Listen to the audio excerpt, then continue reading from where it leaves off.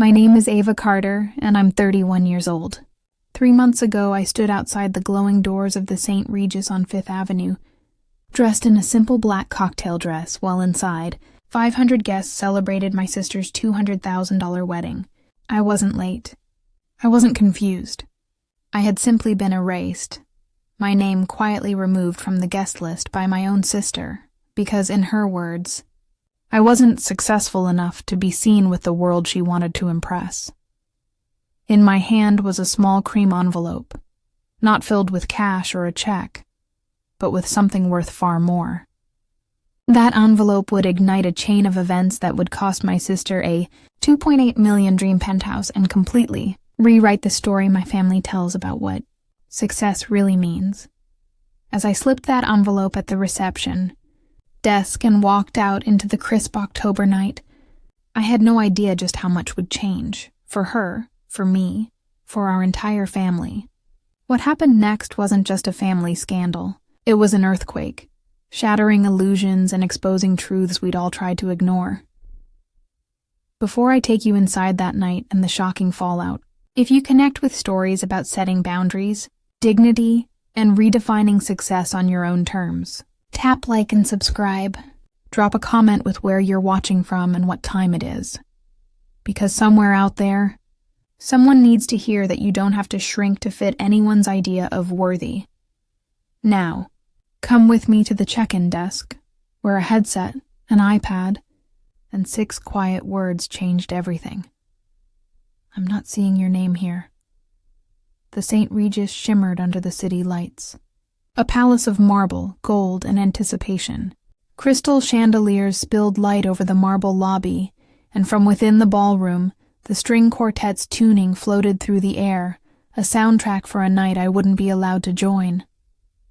Guests swept past me in designer gowns and custom tuxedos, not sparing a glance for the woman whose invitation had disappeared.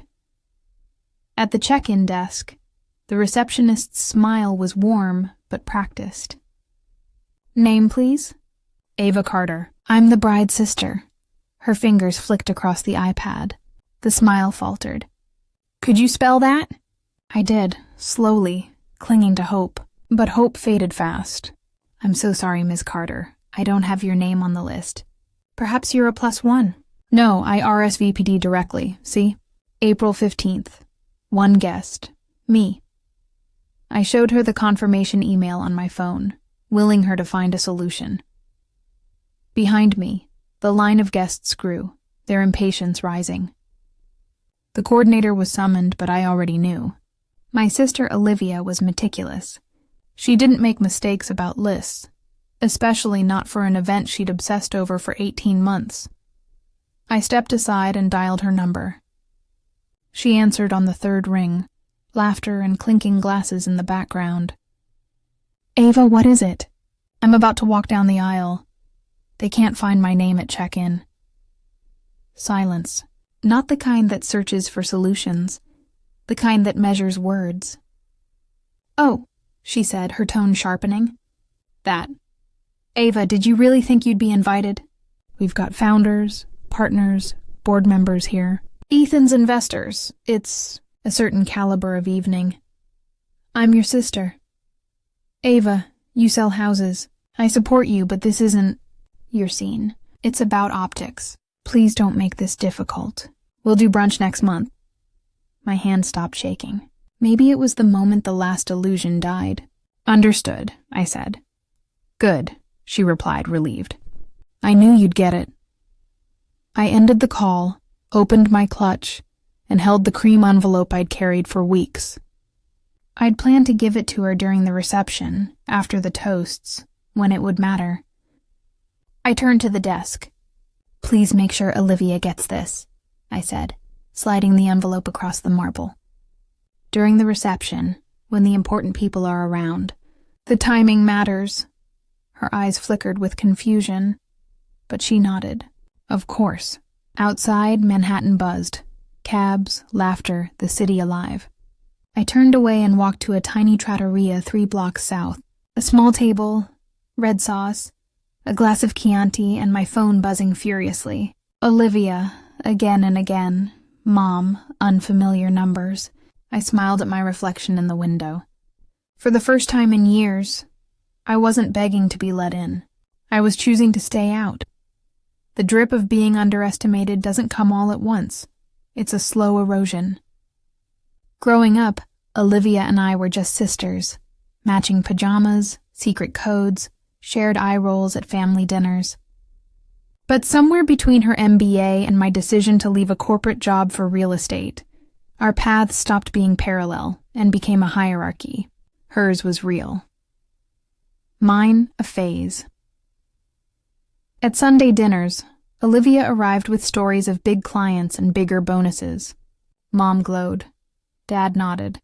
And then the spotlight turned to me. "How's the house thing, Ava?" Mom would ask, like I was running a lemonade stand. I'd say good, because it was better than good. I was closing luxury listings, building a network, and negotiating deals most couldn't imagine. But defending myself only brought polite smiles and suggestions that Olivia could get me in somewhere stable. When Olivia got engaged to Ethan, I found out with everyone else. An Instagram photo of her hand, a caption about forever, 1,000 likes, no call, no text. The family group chat for wedding planning bloomed without me. I only discovered it when Mom sent me a screenshot by mistake. My name, absent from a thread full of flowers, venues, seating charts. "We didn't want to make you feel left out, honey. Since you don't have experience with these things," Mom said, as if you need a fiancé to understand centerpieces. The bridesmaid lineup was a formality that didn't include me. College roommates, Ethan's sister, cousins who barely knew my birthday. When asked why, Olivia laughed. "Ava's not the bridesmaid type. She's more comfortable behind the scenes." Behind the scenes became invisible. Invisible became acceptable. Last Christmas, the humiliation had teeth. Olivia detailed their 5-year plan, the IPO, the someday in the Hamptons. "You should think about your future," she said, carving prime rib and cutting me down in one motion. "You're not getting younger. Freelance real estate won't fund retirement."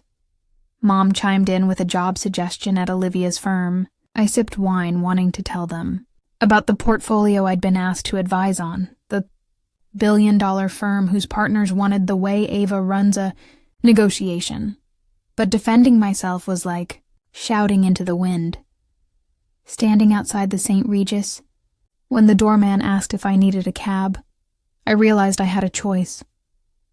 I could shrink, beg, push my way through a door shut on purpose, or I could keep my dignity and leave.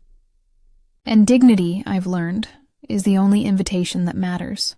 6 months earlier, while showing a cramped apartment in Queens, my phone buzzed with an email that looked almost fake. Subject: Opportunity, Blackstone Real Estate Partners. The sender was a name I'd seen in the Wall Street Journal. The message: they noticed my work, the Riverside portfolio, my Chelsea project, and wanted to discuss a senior role in their New York office. 6 rounds of interviews followed. Market analysis, strategy, leadership. A week before Olivia's wedding, the final offer landed. Senior Vice President, Real Estate Acquisitions. A $500 million portfolio. Compensation that dwarfed anything I'd earned before. A corner office on Park Avenue. But that wasn't the part that would explode a ballroom. 2 years earlier, Olivia dragged me to see a penthouse on the Upper East Side. Floor-to-ceiling glass, Central Park views. Her dream home, she called it. When I learned the owner was desperate to sell, I moved fast. Negotiated, closed, $2.8 million cash. The key lived in my safe deposit box, waiting for a moment big enough to honor a complicated love. My plan, during the reception toasts, I'd stand up, tell Olivia how proud I was, and hand her the key.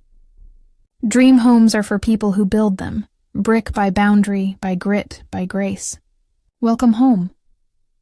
The greatest wedding gift I'd ever seen. But she erased me from her guest list. She told me I didn't fit with successful people. So I adjusted the plan. The envelope contained my new business card. Ava Carter, Senior Vice President, Real Estate Acquisitions, Blackstone Real Estate Partners. On the back, I wrote, I was going to announce this tonight and give you the keys to the Riverside penthouse you loved. But it seems successful people don't belong at your wedding. Congratulations. Cocktail hour. Olivia, champagne in hand, slit the envelope. She smirked, ready for a joke. Someone pulled up Blackstone's leadership page. My photo, my bio. Silence. Then whispers. Then a question. You're related to her? Why didn't you say? 3 of Ethan's investors had already worked with me under NDAs. The dots connected themselves.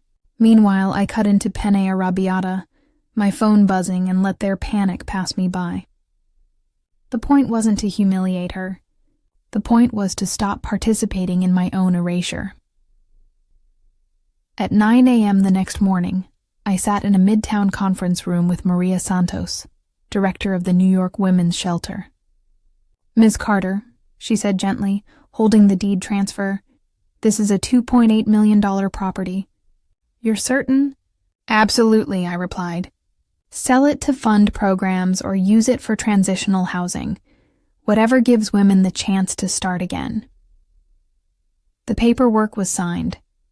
My attorney sent a packet to Olivia. Your wedding gift has found a better home. The deed, valuation, and a letter from the shelter thanking me for the most generous single donation in their history. My phone detonated. 17 calls from Olivia, 10 from Ethan, 23 from Mom. I answered none. At 1 p.m., I walked into my new office, 42nd floor, Park Avenue. My assistant, James, added a few numbers to the no-call list. Professional boundaries, he said with a nod. That night, the family convened without me. My cousin texted updates. Olivia stood in front of our aunts and uncles, voice trembling, reading my business card aloud like a police report. Wait, you uninvited your sister from your own wedding? Asked an aunt. The truth spilled out. How she managed optics. How I was not a good fit. Protecting her? My uncle said. From whom? People who need her more than you do? Mom spun it as a misunderstanding. My cousin, God bless her, said, maybe Ava didn't tell you about her job because for 8 years you told her she wasn't enough. The fallout rippled. Investors talk.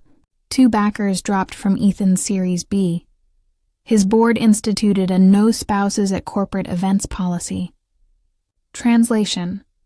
Olivia, who curated her life for rooms like those, wasn't welcome anymore.